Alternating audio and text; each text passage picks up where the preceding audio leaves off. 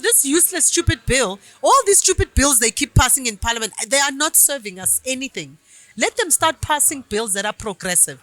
Let them start passing bills that are going to talk about, building an indigenous economy in the traditional authorities where we have access to land at a very economical, affordable rate.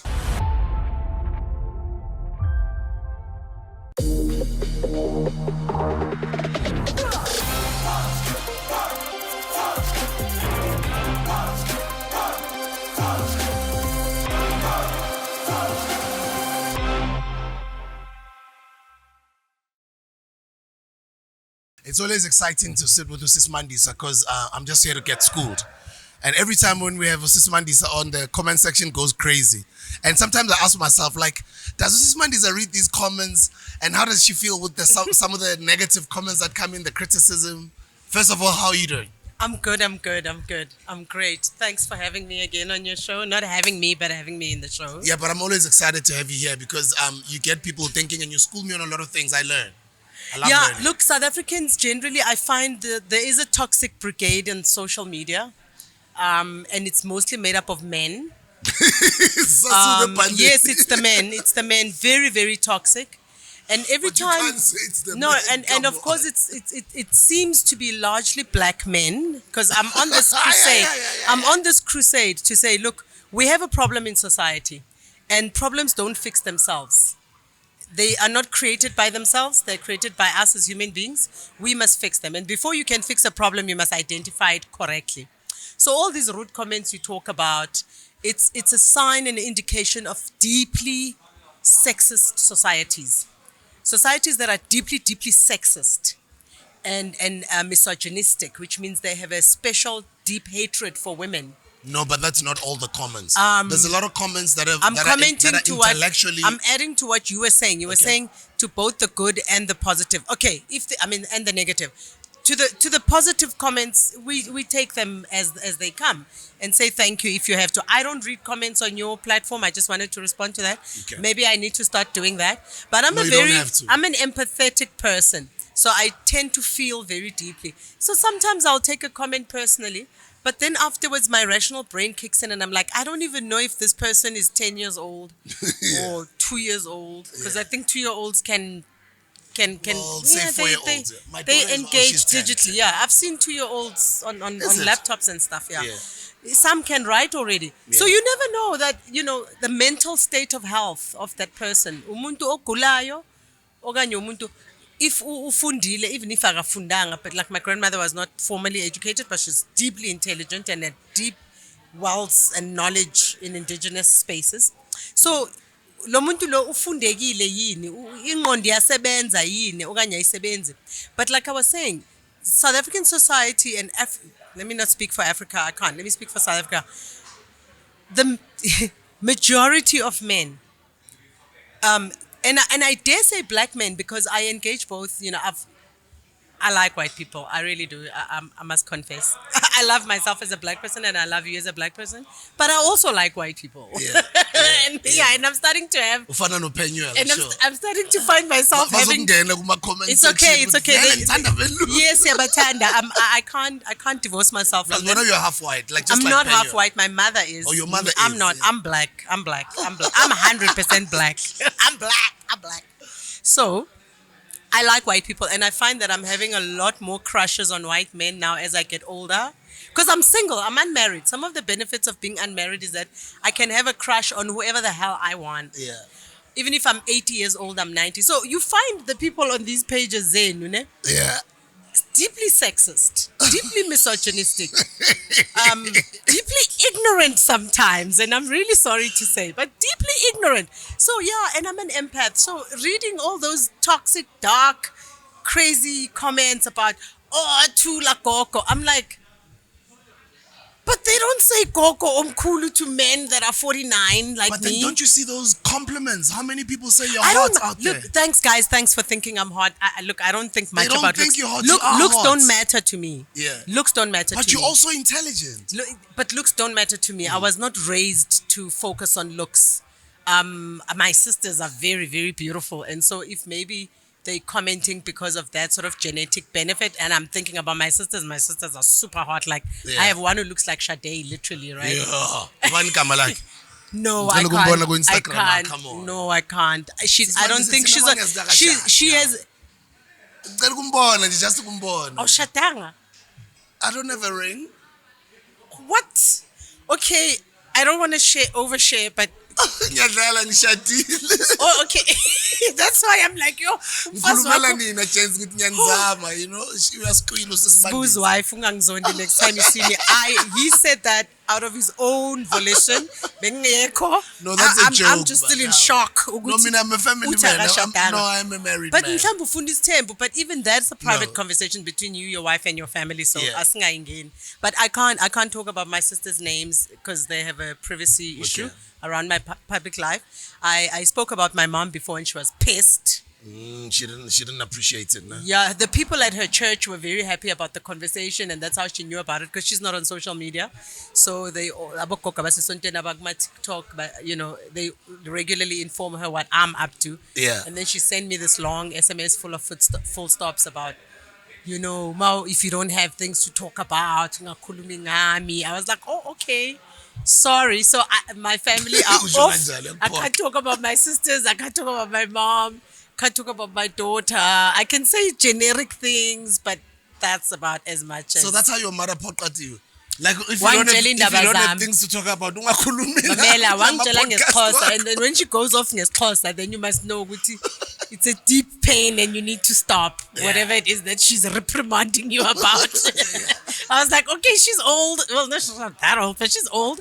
So I understood, but I also thought, oh, okay, maybe ladies a little bit too sensitive. And the things that she was upset about were in relation to my genetic makeup. Yeah. So her argument was that uyangizala, blah blah blah. That abusive language yabazali bethu. And I'm It's thinking not abusive, man. it's abusive. But I mean, you know how they are. It's abusive. Firstly, I didn't ask to be born. So I should have rights and privileges, to make up for that. The Yeah. fact that ngivele ngalethwa la kulo mhlaba ohlabayo. Ungacelanga. Ohlabayo, ungacelanga. Uhlabi lo mhlaba umnandi.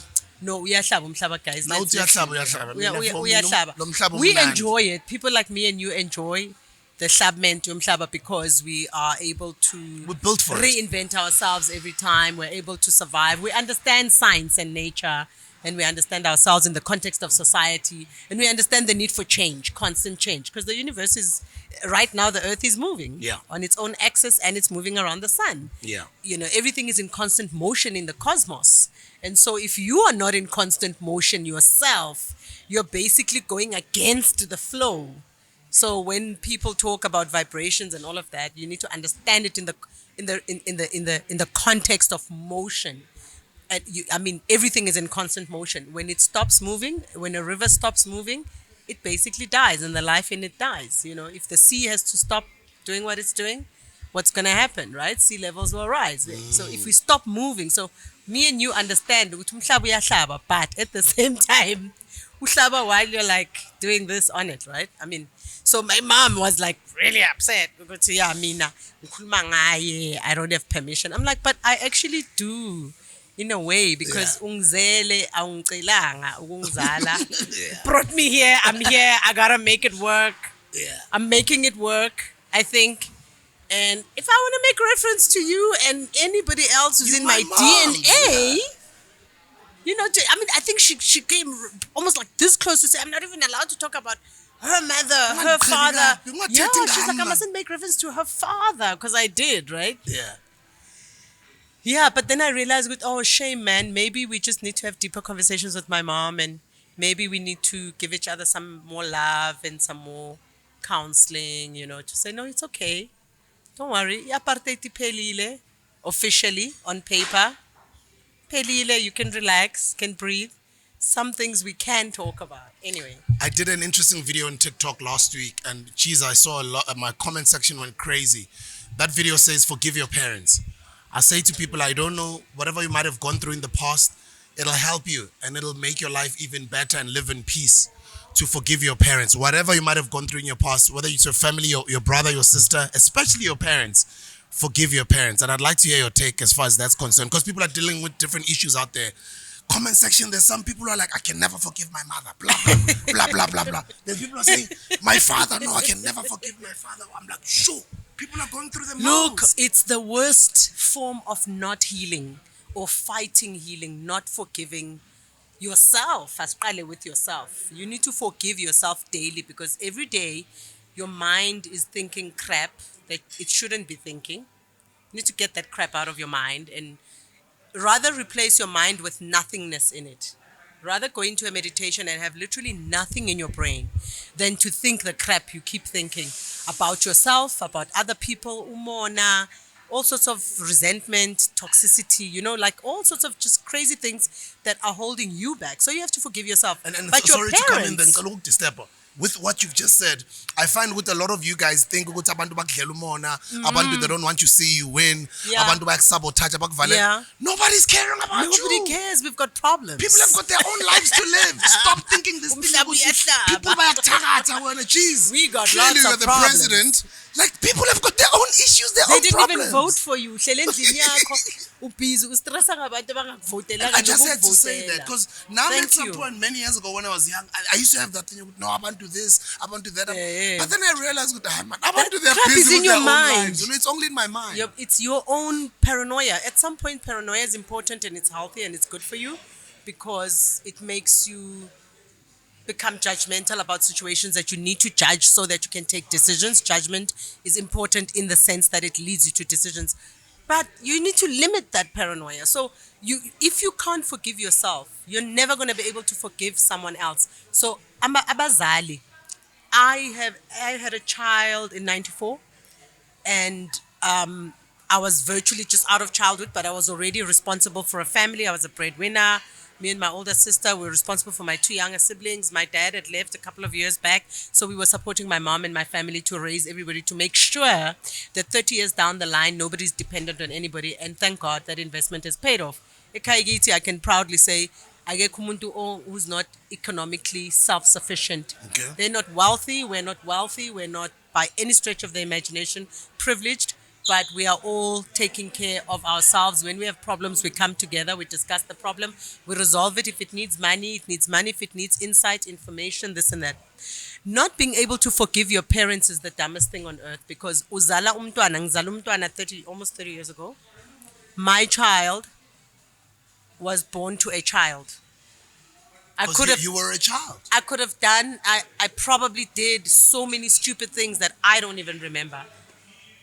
By and large, I was responsible. I mean, I was always that kind of responsible. I was annoying, I know I'm annoying. I'm one of those people who's just constantly on top of her game.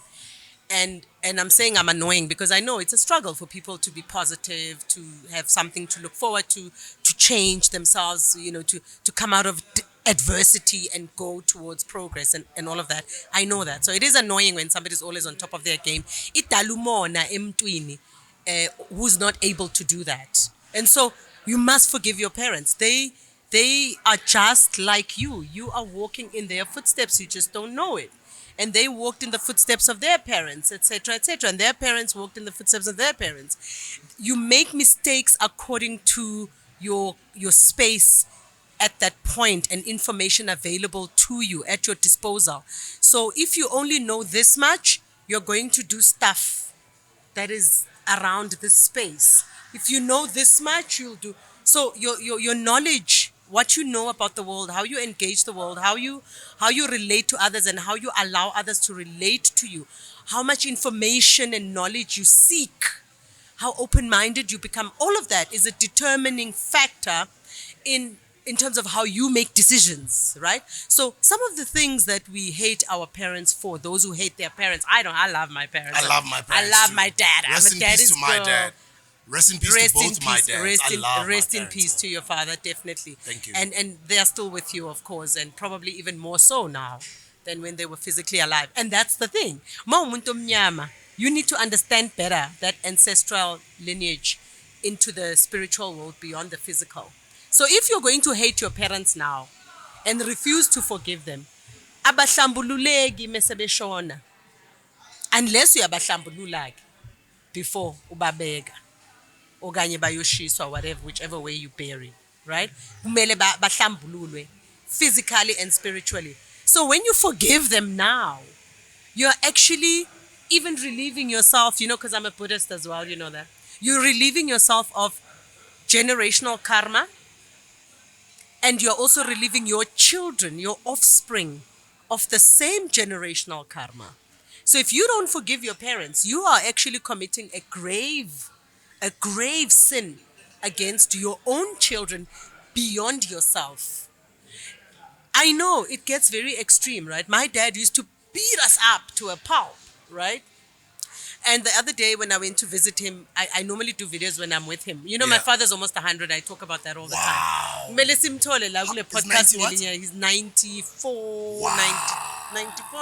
I just say he's 100. I don't see blessed, eh? My grandmother was also very, like all my entire lineage, Sure. my MASHEGO lineage, we live a very long time. I'm 49 and people refuse to believe that. My older sister is 53 and she looks younger than me. And we can't afford plastic surgery and all of that. I suppose it's just diet, taking care of yourself, and maybe some genetic, positives. But you need to forgive your parents. It doesn't matter what they've done. I even make jokes about this. When my father left us as well, the classical South African family black story, but I went to look for him. Well, because I suppose I was very close to my dad. I still am. I was like, yes, he walked away, but he's my father. He fathered me. I didn't have a choice in the matter. He had a choice whether to have children. So he cannot choose to he can't opt out whenever life is too stressful. I'm going to run away. Yes, fine. That's what he did. Whatever happened between him and my mom and all of that has nothing to do with me.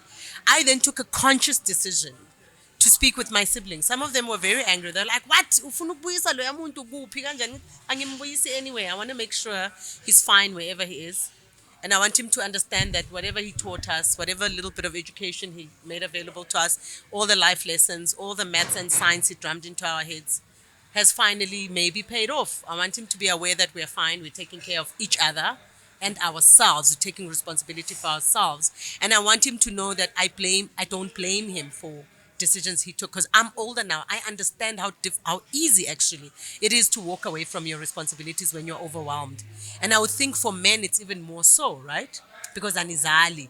So kuba na that other percentage connection engabi nayo nabantwana benu. Siyazala with a seed though. Niyazala, yes. I'm saying you don't go through the physical pregnancy. The child is 50-50, you and your wife. But you don't go through the physical pregnancy. You don't go through the childbirth. You don't go through the hot flashes. You don't go through the nausea. You don't go through carrying that physical weight like on your body and your back. And we are alleged to be the weaker sex. Like, duh, your spine doesn't have to endure that weight that it has to carry for like. So at some point I took a decision. I said, look, I love my dad maybe more than he loves me. And that's fine. In any relationship, there's always one who's loving a little bit more than the other. And that's okay. But Mina, I'm selfish enough to say I want him back in my life. And the first thing I did, I was very angry with him. Very, very angry with him. I had a conversation with him and I said, you owe me an apology.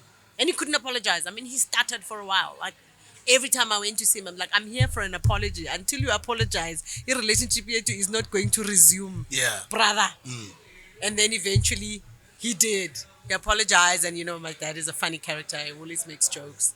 And after the apology, he looks me straight in the eyes like, are you happy now? I'm like, yes, I'm very happy, And we got back together, and I know it's going to sound wrong, but I always used to say that if my dad wasn't related to me, he'd definitely be my man, because he's hot, you know what I mean? He's good looking, he's very intelligent, he's a genius, literally. I know everybody thinks their parents are smart. No, not all our parents are equally smart. My dad is a genius. Maybe I got a little bit of him. And he's humble and he's all those beautiful things. He's the one that drummed the importance of knowledge. Everyone in my family, because he was a breadwinner even in the extended family. Everyone who knew my dad knew him as, like people, if my dad walked into the house, we all had to grab a book and be reading something. Yeah. Because if he found you doing something crazy, with a newspaper, I had to read it. I was the fundis Oh, that was the punishment. Point. Yeah. That was smart. You'd have to sit in the corner, face the corner, talk to no one, and read the paper. What did I hear that story? I think Tupac's mom used to do that.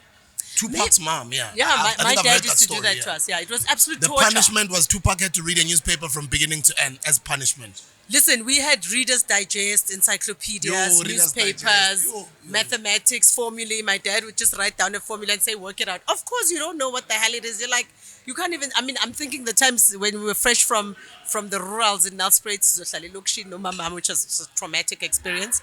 I couldn't speak even Zulu, Swati, and I could understand Xhosa because my mom is Xhosa, Pulane a bit because that's what my grands spoke. Well, Pulane, but my language proficiency around different languages wasn't that good, but I could understand at least 3 to 4 languages.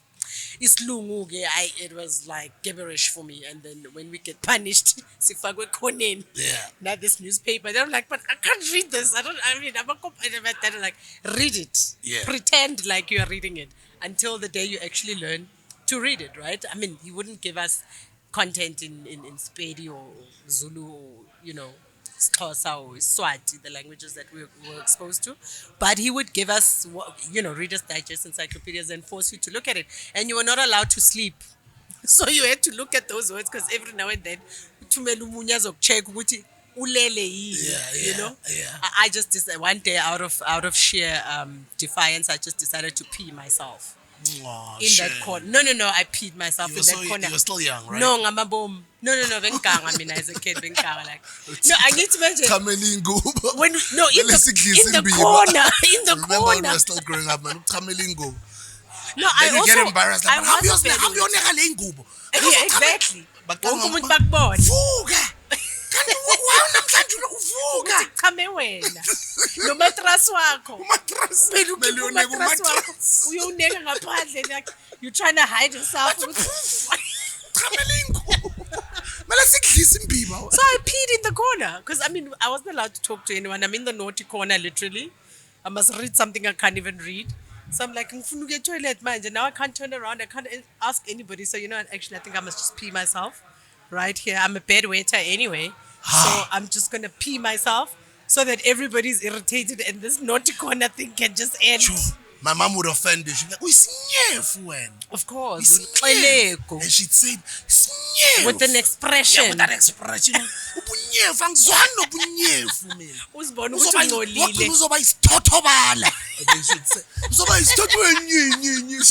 I need to have Villa.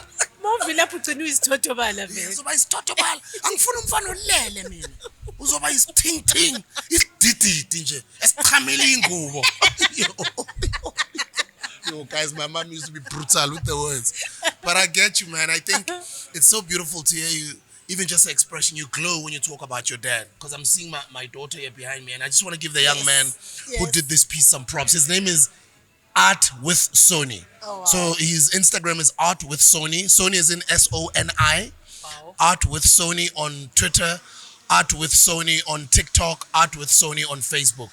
He did this with a pencil, and I'm just seeing my daughter keep it exactly the way I'm corner.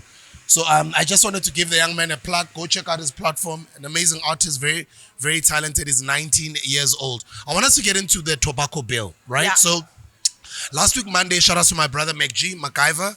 We'll see you guys on Saturday at the Sunbet Arena. We're celebrating 1 million subscribers for the podcast and chill. Proud of you guys. We all are chillers. You guys know some of us pay every month.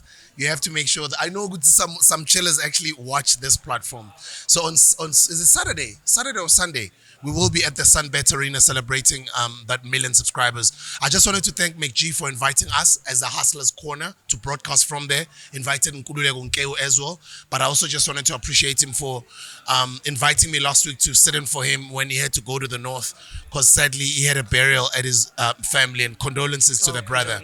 But I'm very proud of everything they've achieved. So while I was on the podcast, Saul and the Ghost Lady brought up an interesting topic about the brand new tobacco bill that's just about to be passed in Parliament. Yeah. And I think a lot of people don't know about it, and I thought I'd like to talk about it on the podcast as well so that we spread the message as much as we can out there. Yeah. Now, let me read some notes that I took online here. It says, and I want to know if you guys have seen anything or heard anything about the brand new tobacco bill that is about to be passed in Parliament, or you've seen any videos where there's one video of a Hubley smoker who gets taken to jail for using Hubley in a club.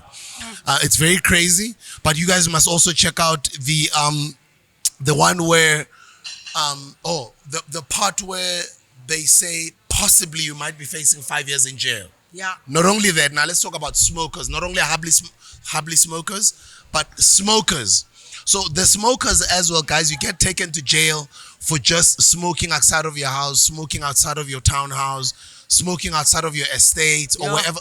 Basically, I can't smoke in my little townhouse. you can, but the Makelwano doesn't like you. They can call the cops. What, inside my yard? And if they've got I want to they've see- got the evidence, you can get caught and you can Of me face smoking in my yard. yep, outside of your house, but in your house, you can face 3 months in prison. Or if I smoke inside my house, like the walls of the house, but not in the yard. In your yard. In my yard. Yes. I'm not allowed to smoke in my yard. No, you're not. Why? Because it's a brand new tobacco bill. So I'm not allowed to smoke. That's why I'm saying go read up on it. So now my lungs belong to the government? So not only cigarette, not only hably, but it's sniff as well.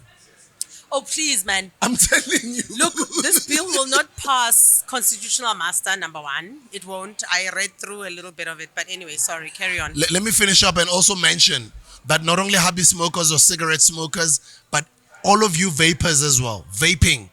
We are all in trouble. Anybody that smokes out there. Anyway, the new tobacco bill is going to make us all criminals. And instead of locking up the people breaking into our homes, beating up women or stealing our stuff, they're making criminals out of smokers, Imagine. hably pipes out there, and everybody. But basically, what you can do, I'm going to put the link in the description.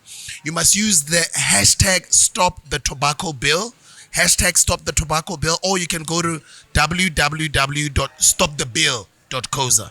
That's stopthebill.coza, and the hashtag is Stop the Tobacco Bill, and that's what I wanted to. I just wanted to hear your opinions on it.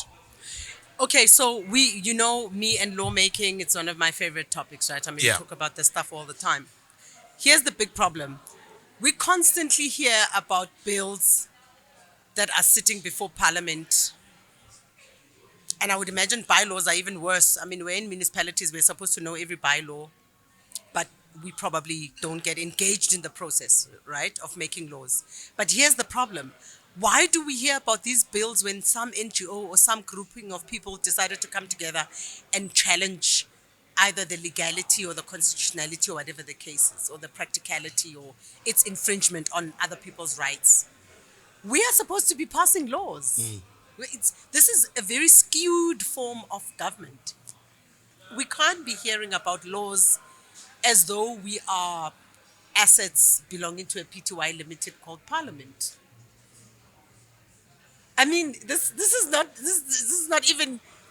not even funny anymore. Just the other day we were talking about an education bill that we needed to fight, where And the some Minister of of these bills, Health. some of these bills, they just pass them. Do you without remember? even us Do you being remember what aware. I keep saying? All bills are passed like that, not some.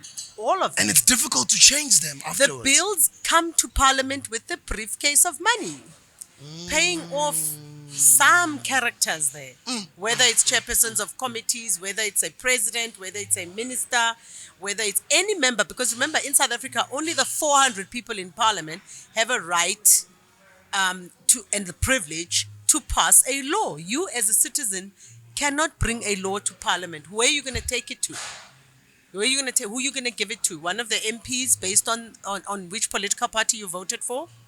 Do you know what's going to happen? The rights that the Electoral Act gives executives of political parties, the excessive rights that are given to political parties, but not just the political party, but the executive of the political party, and not just the executive, which means the entire national leadership. Only the top, say those that classify themselves as officials, the executives that look after the operations of the party's business, which are your top 6 or your top 5 or whatever.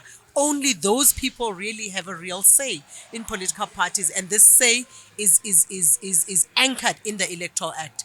And so all our problems start and end with the Electoral Act. I keep saying this and I keep maintaining it because it's that Electoral Act that governs our relationship with the entire government, from how we elect politicians and what they do after we then elect them. This is nonsense. Where does this bill come from? You see, we don't have transparency. Even when the last education bill that we all had to fight against and denounce and speak out against, where does it come from? It's certainly not coming from some MP who just wakes up one day and decides, I'm going to. Again, the lack of accountability, the lack of accountability frameworks, the lack of prescription in the Electoral Act to say to citizens and to political parties, you may not pass a bill if you want to pass any bill or amend without first talking to at least 1 million people. I'm making an example. Yeah. In person, so that we can verify these people with their IDs verified. Because this nonsense that every person in South Africa shall have all forms of rights, we do not have those rights in other countries. You have to be a citizen of the country before you can exercise certain rights. For the same reason that when you vote, you must have a valid ID.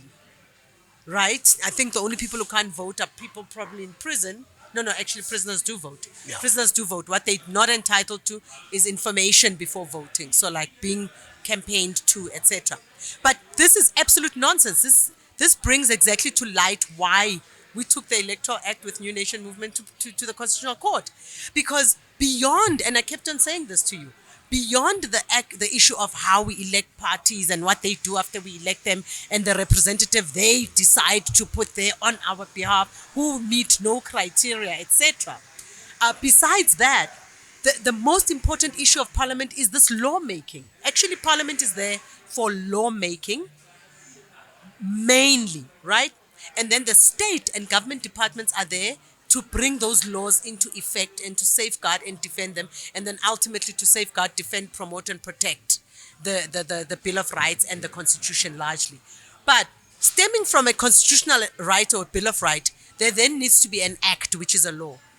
Why are these laws always coming at the back door and coming through dubious means, and the only time we know about them is when some NGO is mobilizing against it? This speaks to the economic interests, right? So it's the same nonsense that happened during COVID, where our health regulations were amended based on the FDA in America, based on the World Health Organization sitting wherever they're sitting. What about our sovereignty? I heard some very opportunistic politician the other day talk about sovereignty. I'm like, wow, you were very quiet when our sovereignty was taken away during the forced jabs, poison jabs that are now proven through the hearings that are happening. Now, there's hearings now underway looking into that whole space, and all sorts of evidence is coming out to expose the narcissism of Big Pharma and all the governments that cooperated with Big Pharma and the individual billionaires who are pushing this nonsense of depopulating people and poisoning people, through jabs allegedly called vaccines. And so all of this speaks to what I'm always talking about and complaining about, to say we can't have laws that are not ours, that don't come from us, that we don't even understand. Up to today, people want to know why there was a bill passed way back allowing a girl child, to have an abortion at the age of 12 without the consent of a parent, when that child has clearly been raped. How does a 12-year-old get pregnant without that being a rape? Unless it was another 12-year-old child, of course. In that case, when it's two kids who are exactly the same age, it becomes a different story. And I'm hearing even in America now they're passing those bills where a lot of the things will be taught or will be instructed to our 12-year-old kids without our consent as parents. In South Africa, we've done it long ago. And South Africans acted with, especially, I would imagine, and all race groups, of course, but especially poorer communities, were very, very angry about this. But I think specifically in America, it's about the sex change. Oh yeah, I think they spoke about that sex change. Don't get me started. They'll with have to go there without cancellation even, of us as females and you as males. Parents, yeah. So we are not allowed to be women anymore. You're not allowed to be a man. I don't have time for that transgender agenda. I don't have time for it. I don't even comment on it. It's got nothing to do with me. It doesn't affect my life. But it's absolute nonsense. And the fact that they can market lesbianism, gayism, transism, and all of that to our children. No, but it does affect your life, because now they're saying they can get our children to even get their sex changed. Whose children? Our children without our consent. I'm saying that's what's going on in America. Yeah. They must do that nonsense in America. But here in South Africa, we really need to start showing a middle finger to this so-called democracy, which is nothing but an evil plot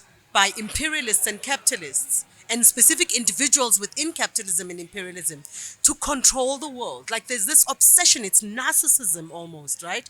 To constantly want to control every aspect of our life. What we eat, when we sleep, when we wake up, what we do. Now we can't smoke. Now your children have to be taken to a school where they can be given sex education against your will. Umagogo smoking a sniff is going to get arrested. Ganjani. Come on. Ganjani. Come on. Okay, my mom's is going to go to prison for smoking a sniff outside our yard. Come on. Like how? And I think I must say this. How does it affect the next person? Go to the comment section. I would like for you guys to send your comments. I would like to hear what you guys have to say. Go to www.stopthebill.co.za and use the hashtag #StopTheBill. Hashtag #StopTheBill.co. Sorry, hashtag #StopThe Tobacco Bill. Yeah, the hashtag is Stop the Tobacco Bill, but the website is stopthebill.co.za. And that's when you've got a voice as well. So as many of us as possible have our say, so we can put this to a stop so it doesn't get passed in parliament. Yeah, everybody must just respond to that. The only thing that I'd like to ask for the guys who are managing that page, they need to be just a bit clearer where you then decide. So you vote, you basically say I support the bill or I don't support. We don't support the bill, of course. I on don't this also. platform. Yeah, I don't, and I think many people won't. Even people who don't smoke should understand how overreaching this is. Yeah. It's like an overreach of the highest order because they're coming for the smokers today, tomorrow it's something else that affects you. So it's important to conglomerate our support and support each other. But on that page, they give you an option to select different options of the bill.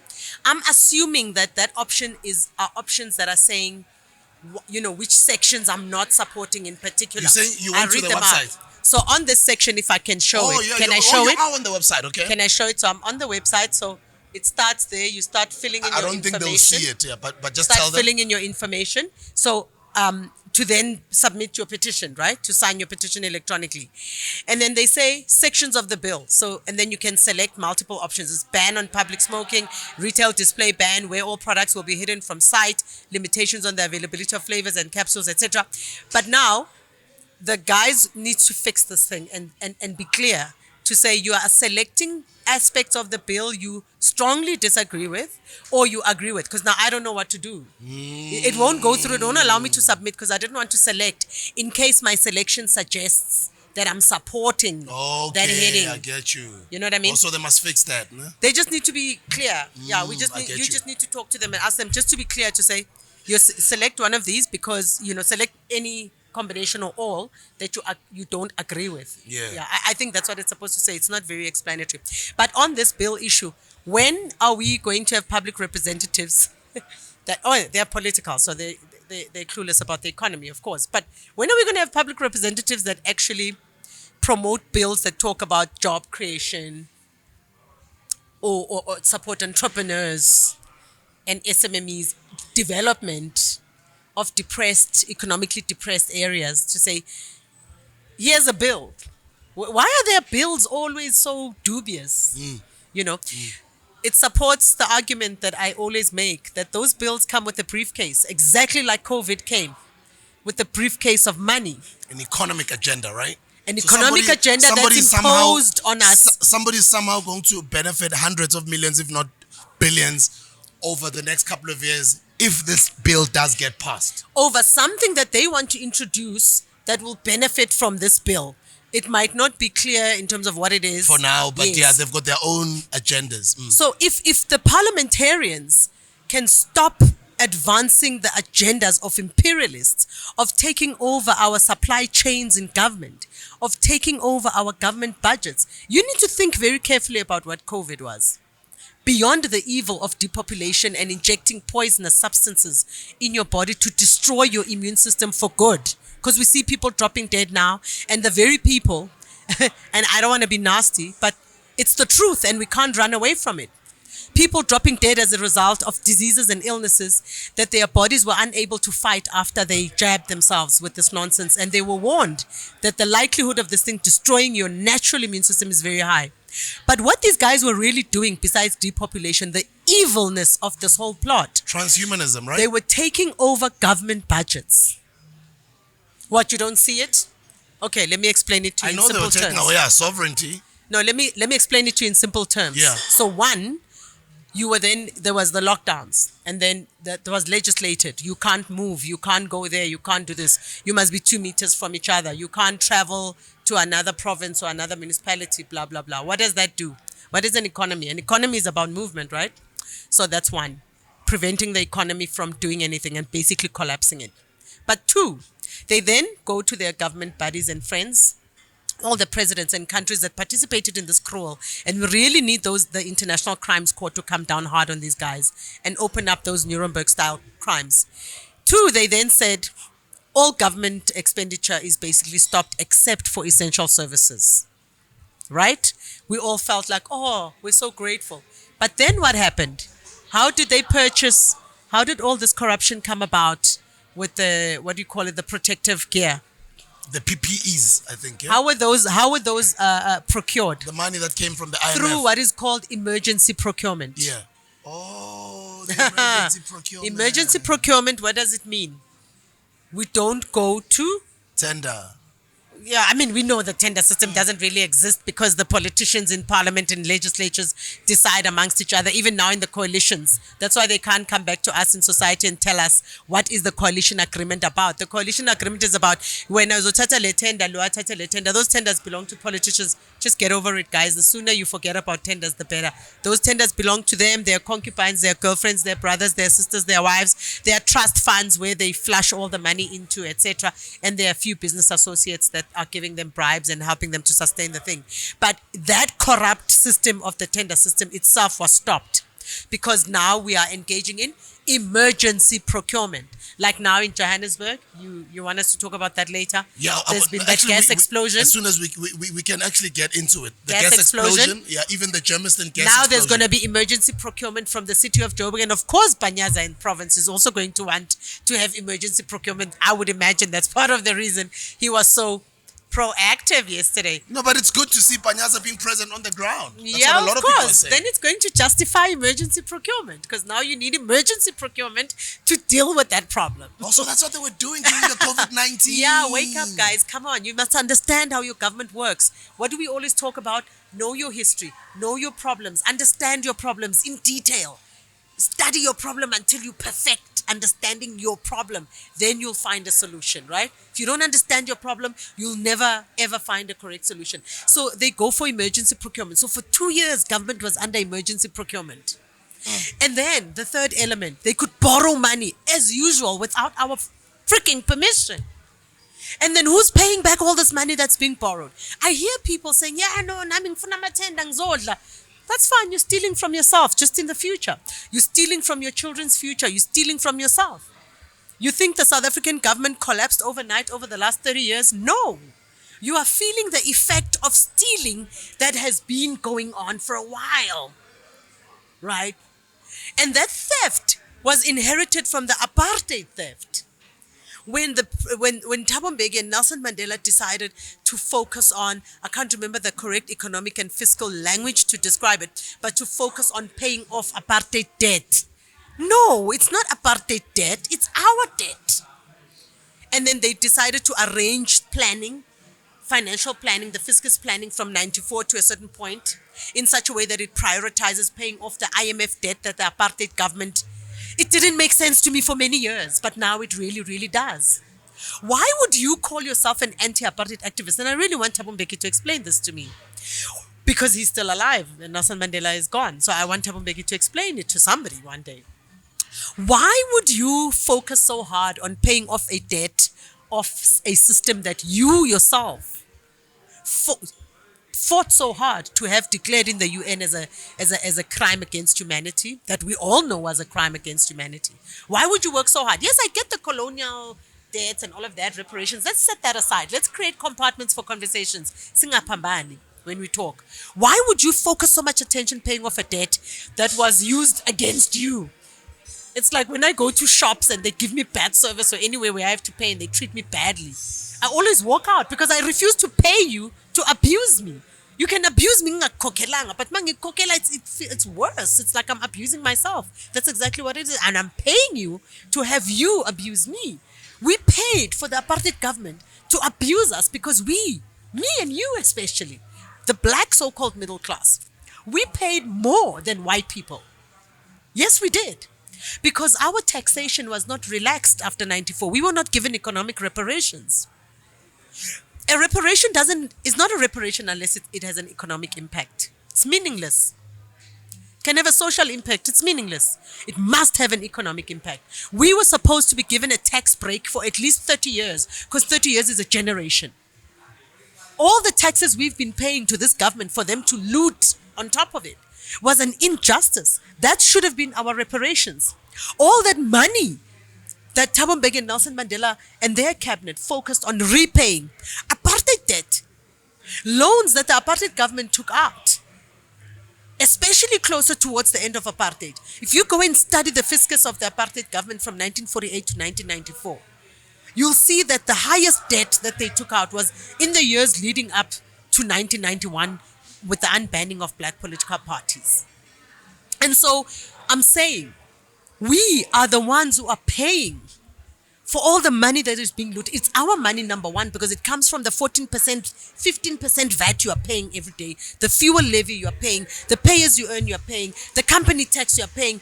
There's myriads of taxes in South Africa, myriads. We are one of the highly taxed, if not the most highly taxed country. I say that tongue in cheek. Maybe we're not, but we are definitely in the top of the most taxed countries in the world. Yeah, I can believe you because I'm currently going through my own SARS matters, and I've just heard from SARS that they are looked at as one of the best. We're looked at as one of the countries with the best sophisticated technological tax system to collect money from its people, as if it's something good. But it's basically saying we are very good in choosing our people. It's not bad to pay tax. Yeah. Let's be very clear. Even the Constitution, I can't remember the section. There's a section in the Constitution that talks about what are our obligations, not just our rights. Because we must sometimes minimize talking rights because it causes confusion and it can create entitlement and it can create a sense of laziness. Yeah. I have a right to this, I have a right to that. No, before you can enjoy a right, there's a responsibility that you have. And then you can enjoy the right. But I wanted to finish off on the point I was making about apartheid debt and the COVID debt and all the other debts that the ANC government has illegally imposed on South African citizens, especially black South African citizens. So that those COVID emergency funds, not only were they looted, but those were tax monies that you're going to have to, even the corruption that's happening, you're paying for it. We're paying for the corruption. So they steal from you, and then you have to pay for them stealing, and then we still have to pay with poverty. And then we still have to go back and rework the economy. So this useless, stupid bill, all these stupid bills they keep passing in Parliament, they are not serving us anything. Let them start passing bills that are progressive. Let them start passing bills that are going to talk about, building an indigenous economy in the traditional authorities where we have access to land at a very economical, affordable rate.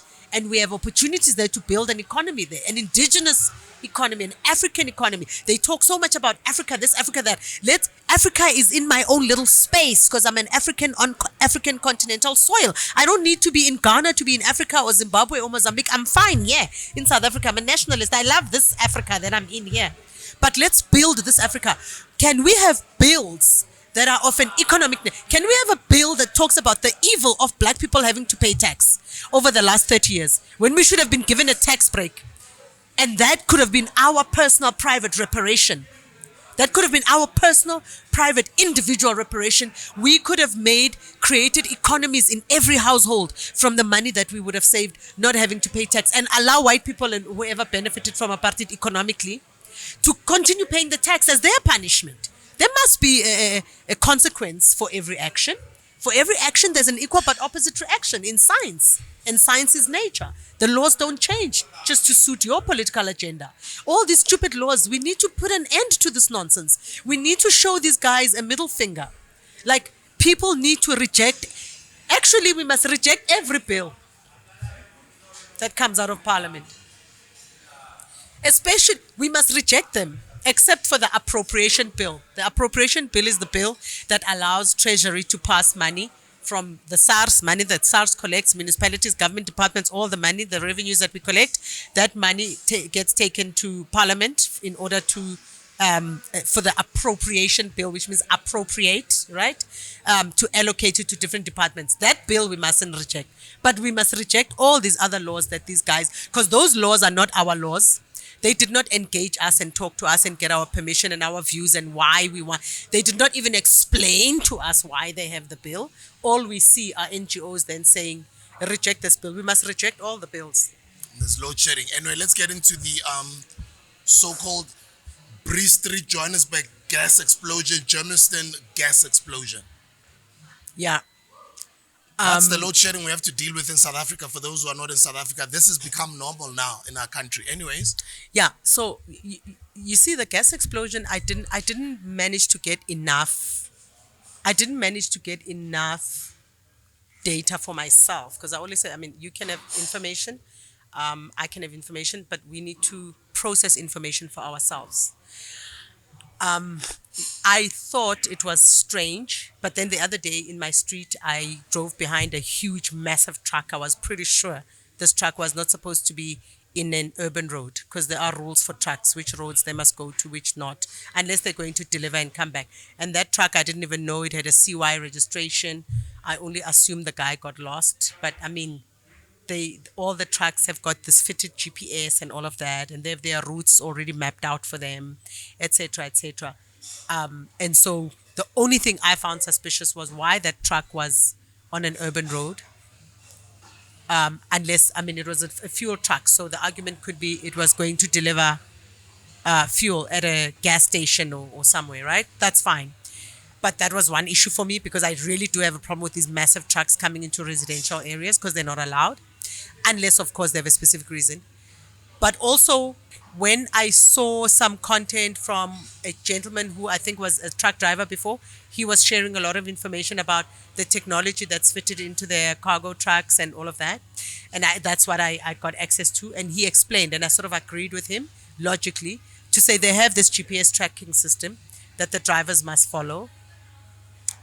How did that guy suddenly not, like, what happened? Where's the report?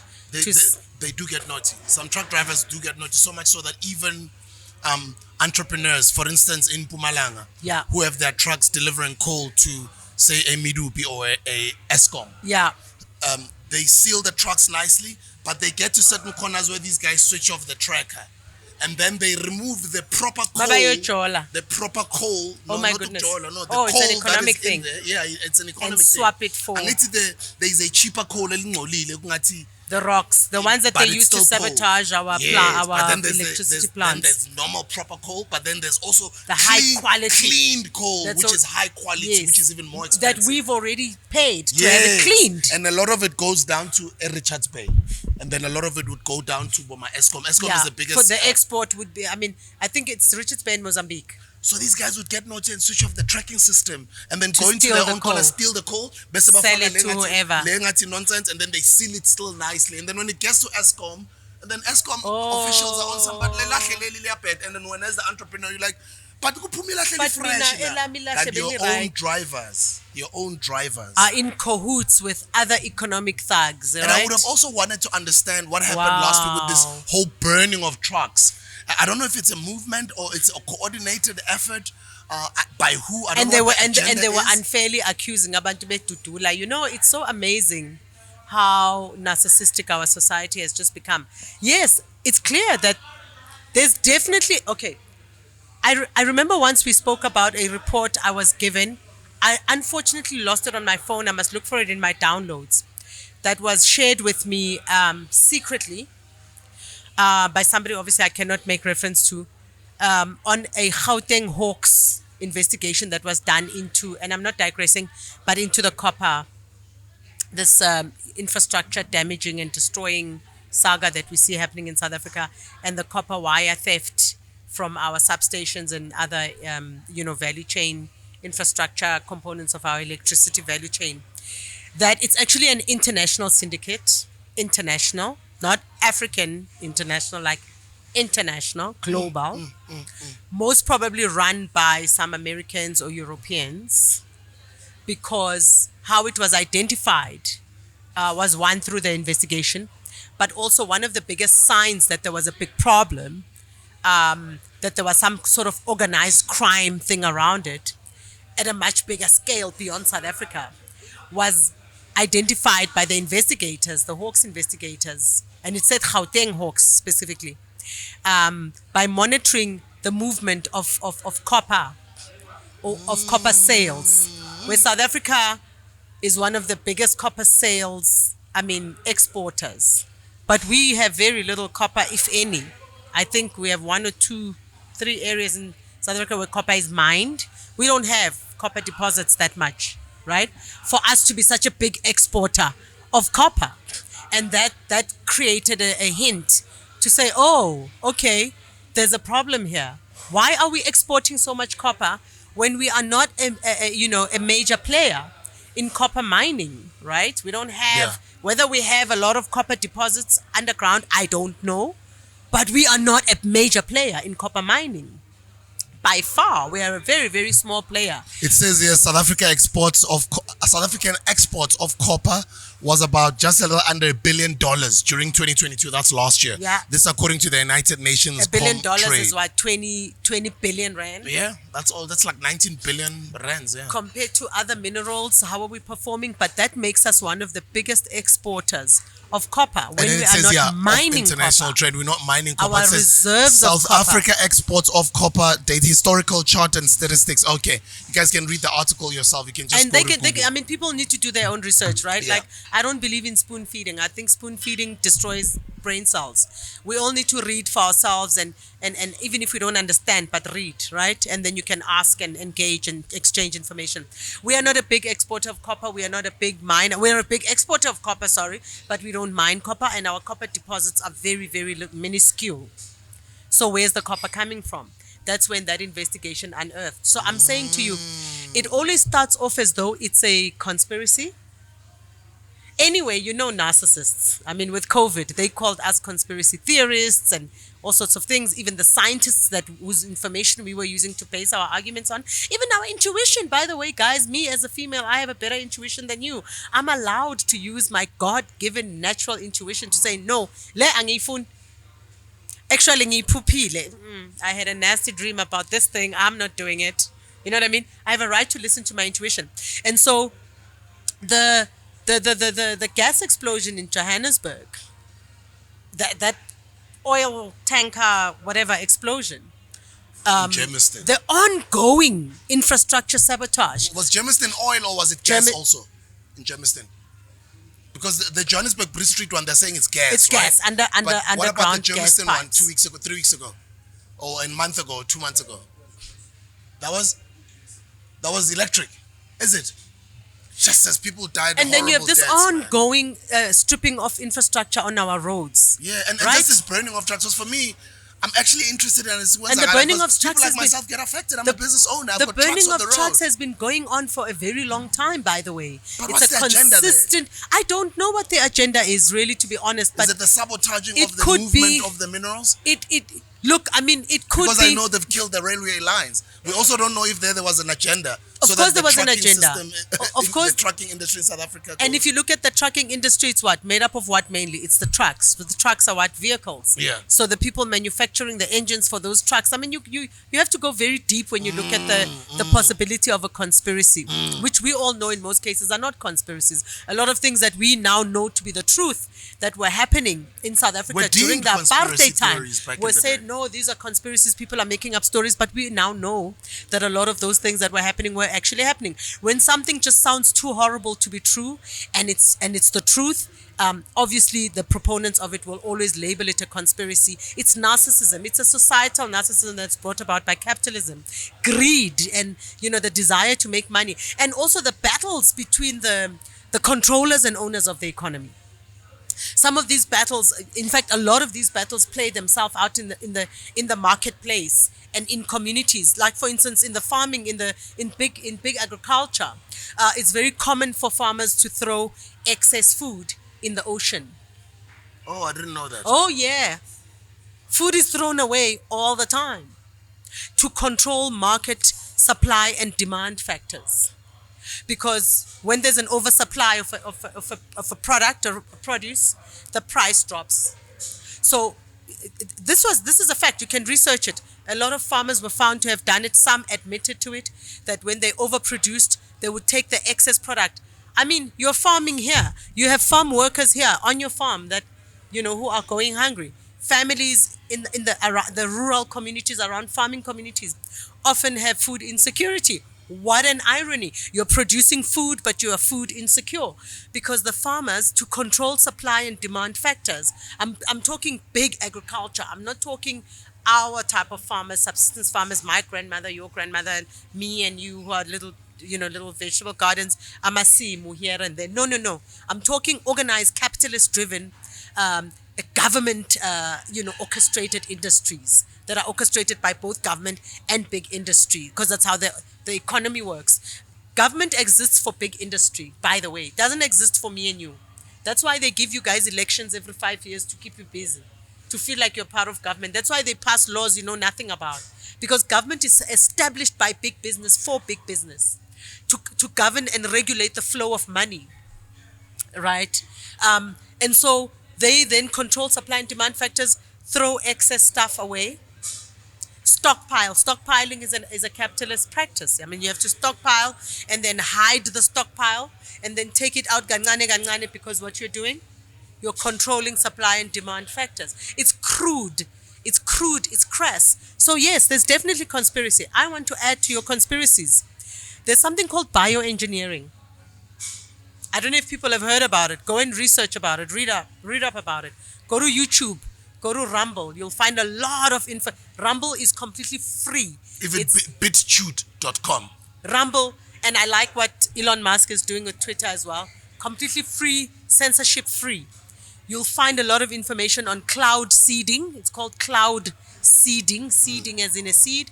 And bioengineering. All these chemtrails that will be flying, especially in America, right? Well, these planes are spraying things on top there. Listen, it started with the technologies that we love, which is GPS. We love that because I can get around and go where I want. But the thin line between that and you being tracked and monitored and recorded and all of that is scary. So the other day I was in Yeovil visiting a friend of mine, and we sitting on the balcony, and there's this aeroplane. It's not the first time I'm seeing this, and it's not only in Joburg I've seen it many times. There's this small aircraft that's just going around in the same airspace, but it's going around in a spiral like this. Then it goes in and then it comes out again. I think it was one or two. We were debating whether it's one or two aircrafts. What was it doing there? This is our airspace. And it is our airspace. It's a security issue. Mr. Julius Malema spoke about a U.S. Army base right here in Botswana.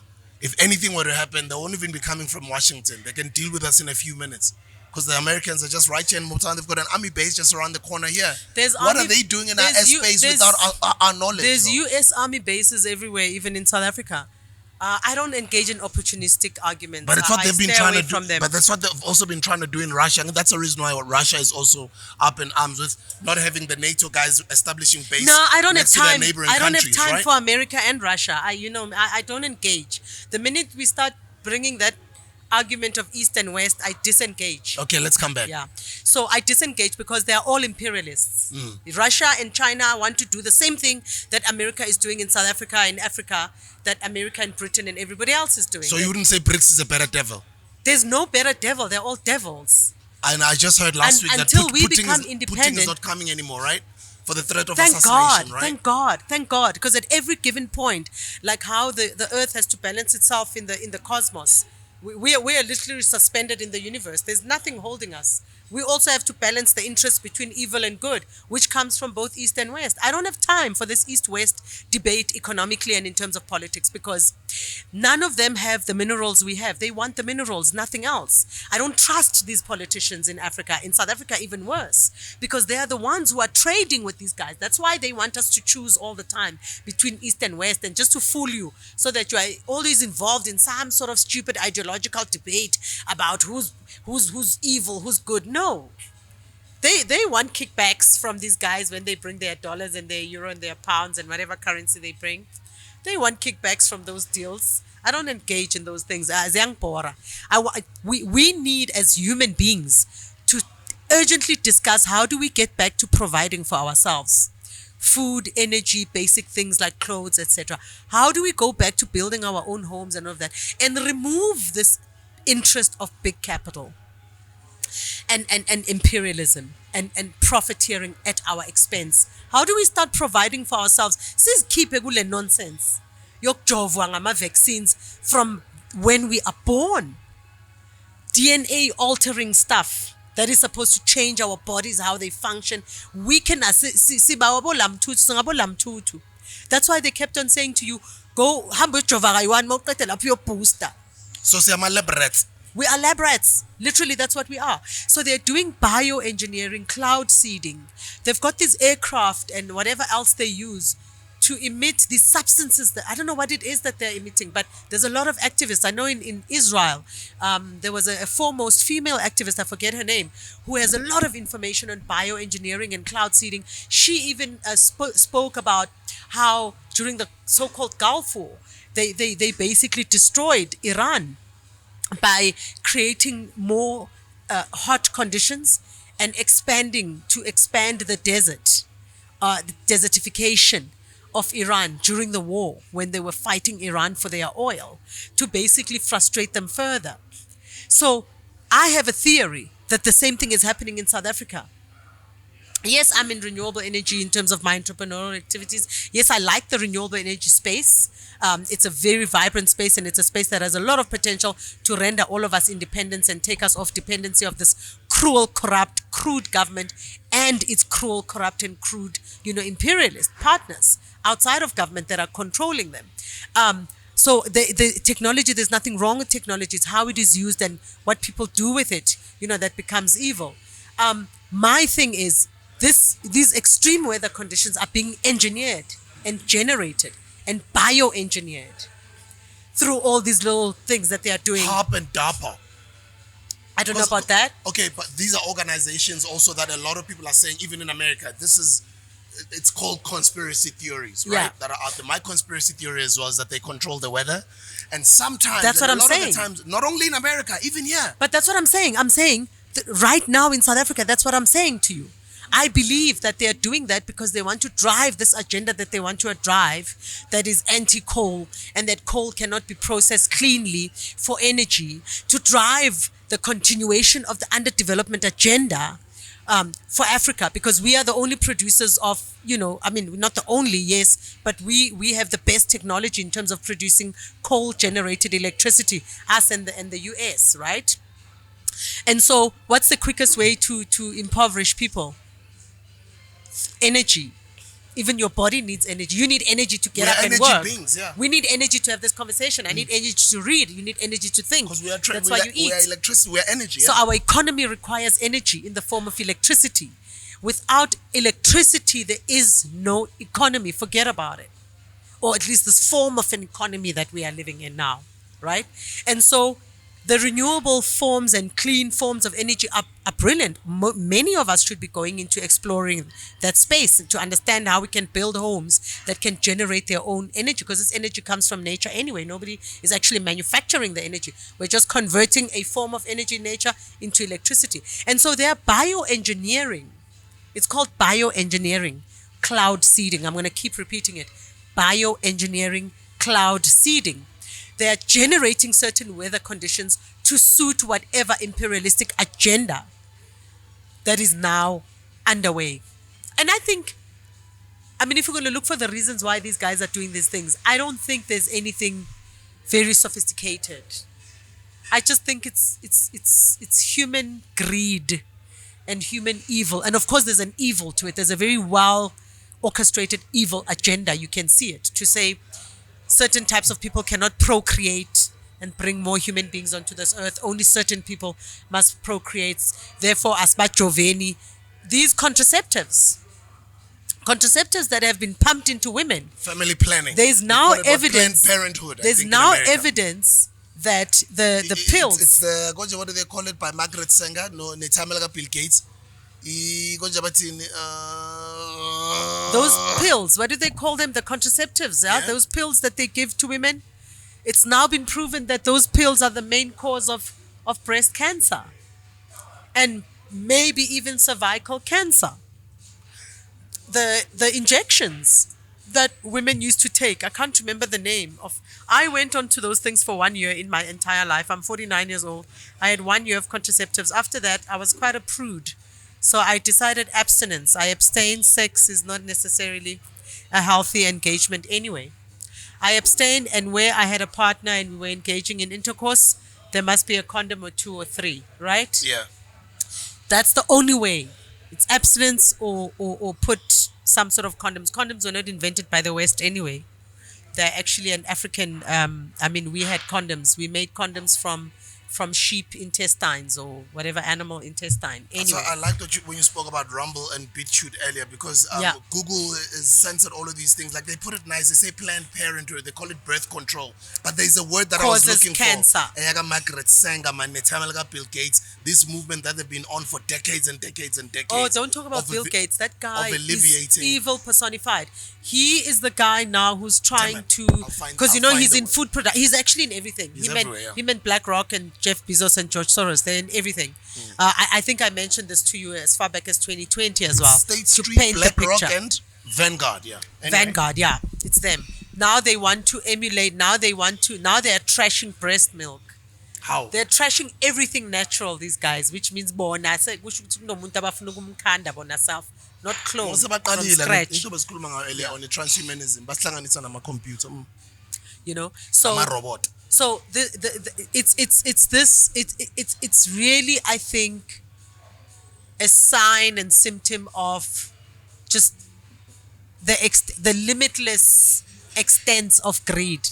Greed has no limits except destruction. It destroys. It self-destructs. It destroys. That's what they're doing to us. So I'm in Yeovil, and there's this aeroplane, and it's literally going around, and we're talking about it. I'm saying to my friends, guys, is this normal? Because they live in Yeovil. I don't live in Yeovil.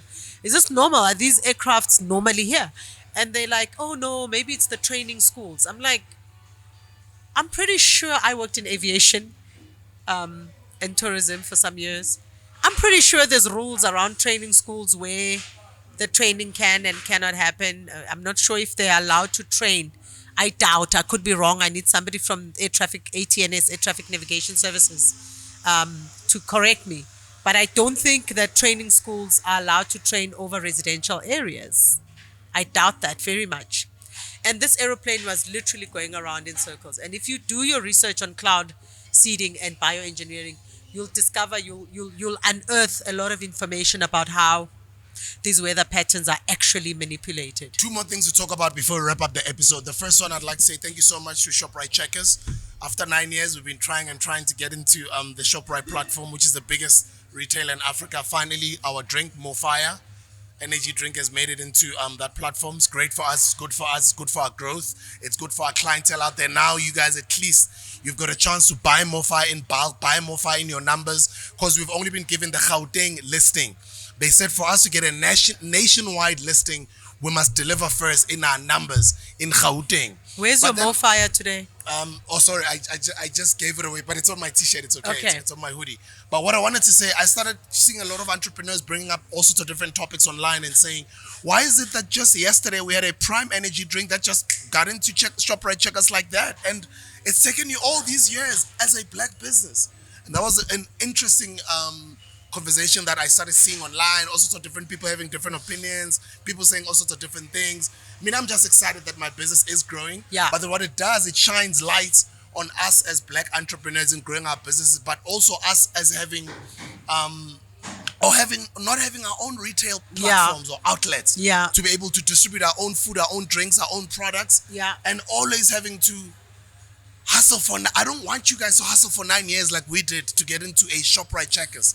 We hope that our moves are making it better for you guys, but how do we act as to make sure that it is definitely easier for these guys? When are we going to start our own platforms that make it easier for us? So the first thing is that we should not be emulating anyone. So the economy that we are living in now is an economy that was built and created by and large by European and American capitalist sort of entrepreneurs.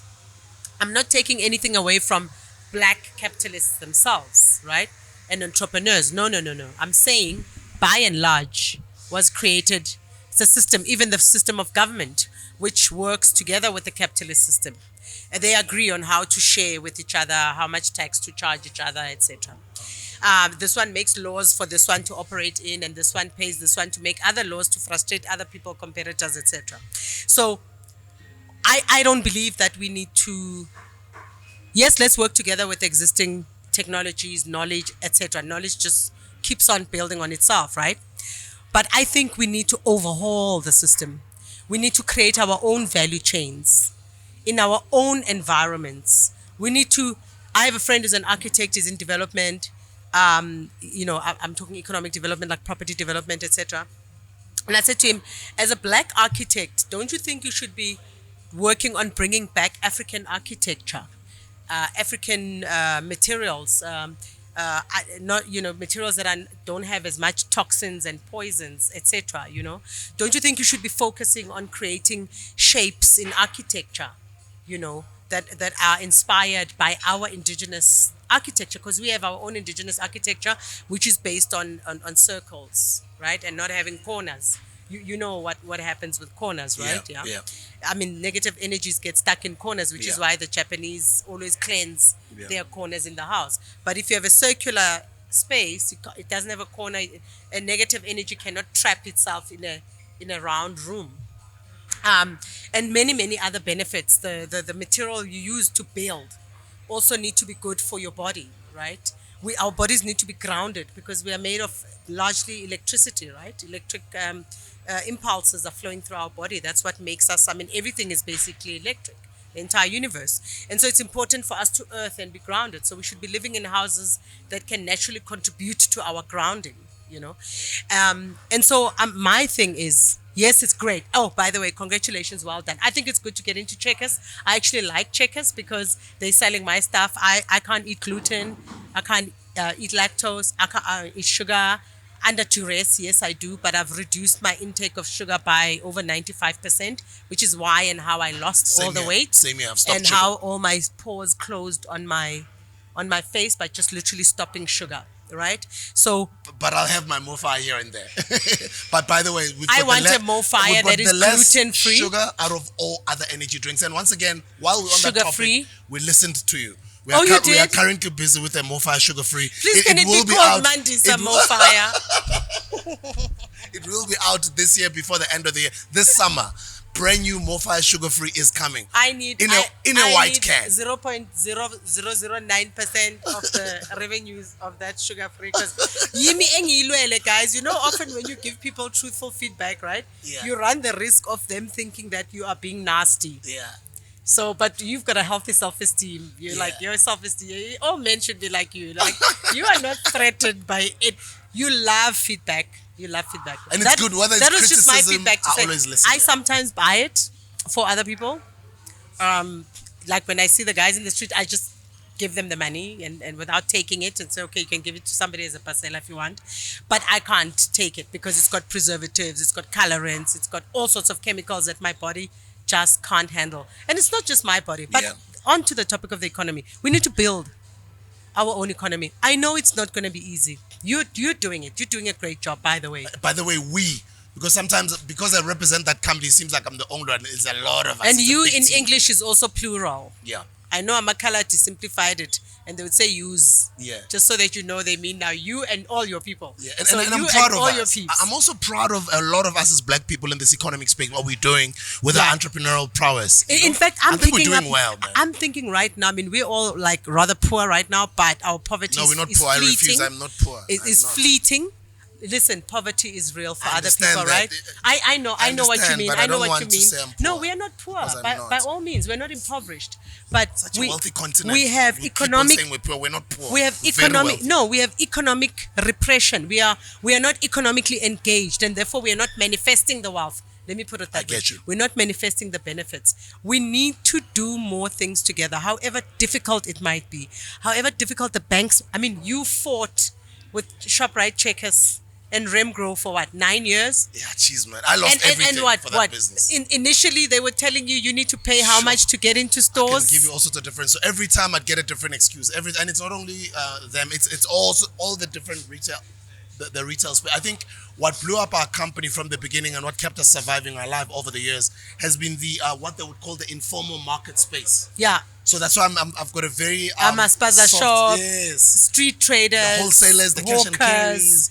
I'm always grateful to that space and everything that I've learned as far as business concerning clinching deals, as far as trading is concerned in that space. Yes, because those are free spaces. Actually, it's a beautiful space. Because often the retailers and traders in those spaces don't say to you, "Oh, okay, you just discuss split."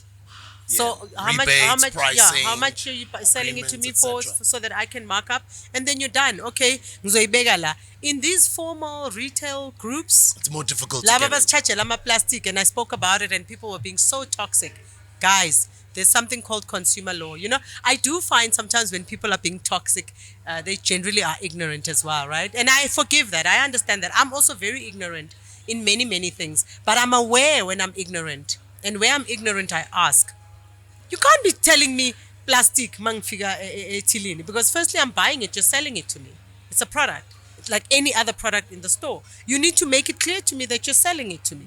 Would you like a plastic bag for R2?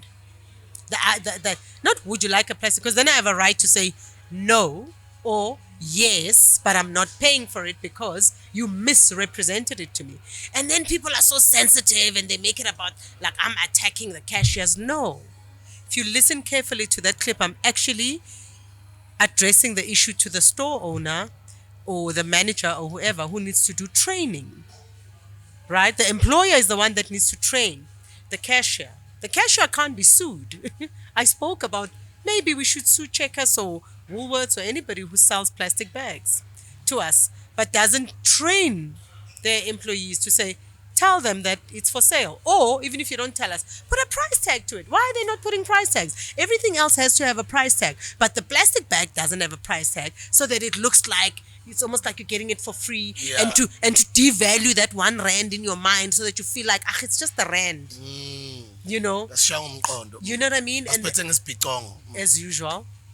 But anyway, I think for me, I think you are driving to a point. I was just driving to the fact that we need to build our own economy around the existing knowledges, around existing innovations. It's our right to use the existing innovations and knowledge. But we really need to become very creative. And I was saying, you're doing that already within the urban context. There's so many opportunities opening up that we, not even opening up, that we can create and open up and invite others to participate in the so-called traditional authorities in the rural areas. We have wide open opportunities there, where there's not going to be a Checkers and a Remgro to fight you, where you don't have to buy the land at exorbitant amounts, but you can get into a creative lease with the traditional authority and actually drive real business, versus emulating, what we see driven by Western capitalism, which is the capitalism we're existing in. Yes, of course. I mean, we all like to make a profit, but I mean, at some point, excessive profits, they create more greed, right? So we need to be in a space where, yes, we want to make profits, but more than making profits, we're more about sharing knowledge, sharing skills, empowering and equipping ourselves, each other, to be able to be more self-sustaining. Ladies and gentlemen, you always say you want her back every Monday. Let me know if we must have her. I know we're always recording on virtual Mkuku. Sometimes we don't. But I think you've been asking me on the Hustlers Corner, when are you having Mrs. MANDISA on the Hustlers Corner? So finally, we're here. It's a Monday. We have on the Hustlers Corner. If you want her back, let us know. What topics would you like for us to discuss? And also maybe some guests that you'd like for us to have here. Together, myself, Mrs. MANDISA as well, that are more intellectual and educational conversations, because I learn a lot all the time when I'm hanging out with her. Thank you. Thank you so much for having me. I think we should talk about tax sometime. Yeah. I've got a lot to share as far as tax is concerned. It's made my life difficult over the past couple of years with my tax issues, my own issues that have been brought about to myself by myself, my own mistakes, and that's why I speak about them in public, so the younger guys, especially the you younger own your mistakes. That's what learn. I like about you. Yeah, you I want the own young them. ones to learn. You don't turn yourself into a pitiful victim. No, I'm saying victim. You earn. I'm a mistake, footing wrong, and I want to talk about it in public, but it's just SARS has just refused my offer to say, why don't we use my platform? I've got a big platform to educate the younger entrepreneurs as far as tax is concerned. I'm one of the guilty ones that has preached, shouted, and screamed and promoted but you have the a right. entrepreneurship in the culture in the country, but I've never touched on the tech side because I'm not a professional. I don't know much about tax, but there's this I would wonderful like to start woman. speaking more about that, you know? There's this wonderful woman called Natasha Olu, who's very passionate about tax education. I think maybe one day we should chat with her and see if we can bring her in to talk about various aspects. She's an accountant as well, I think. And she obviously, as an accountant and as a tax practitioner, she knows which areas people mostly struggle. Consumer tax, pay as you earn taxes, maybe a little bit about, company taxes and all of that. And also sharing tricks of how to dodge tax legally, right? Because that's what wealthy people do, right? They do it legally. In fact, you're in tax trouble because you just don't know how to manage the tax situation. All of us, I haven't actually gone to file in the last 2 financial years, but... Must buy his own camera. No, I don't care. SARS, I've got a very healthy relationship with SARS. Okay. Trust me, I've threatened to take SARS to the ombudsman. I have taken them to the tax ombudsman. I've threatened to take them to the constitutional court before, and then they retracted because they realized that I actually read. So there's a tax law in South Africa, and you can just read the tax law. But yeah, I think I need to bring in Natasha and just bring in more women in the space and Lovely. talk to people So about would tax. you guys love more educational episodes on Mondays with Sis Mandisa involved and other guests as well? Let us know, because you've been asking for her on a Monday episode on the Hustlers Corner. She's there. I've enjoyed today's show, and I think because of time, I would have loved to have kept it longer, but we'll see you guys on the next one. Thank you so much. Thank you. See you soon. Thank you. Danko. Love you guys. We'll see you this weekend at the Sunbet Arena for the 1 million subscribers celebration for the podcast and chill. McG and Soul, Ghost Lady and the team, Mashabela Creatives. We are so proud of you guys. I bought my tickets and I'm looking forward to coming through and celebrating with the other chillers in Tshwane. Go Sunbet Arena as well. And thank you, McG, for the invite to come and broadcast the Hustlers Corner. At your show when we're celebrating. We'll see you guys next weekend. Next week. I'll see you guys next week on the Hustlers. I'll see you guys on Wednesday. Wednesday, by the way, we're hanging out with Musa Mota, amputee, motivational speaker, cancer survivor, international British Got Talent finalist, incredible young man, and he's only young. I think he's just hardly 20 or 21 years old.